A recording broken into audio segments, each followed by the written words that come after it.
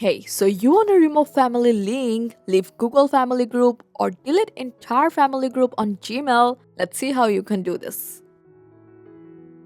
So first you have to open up your Gmail app and tap on your profile icon. Then select manage your Google account and scroll down a bit and you will find this family group option. So just go for it and you will find all your family member listed. So now if you are the family manager, you can remove anyone one by one. Just tap a name, choose remove member, and confirm it by entering your Google account password.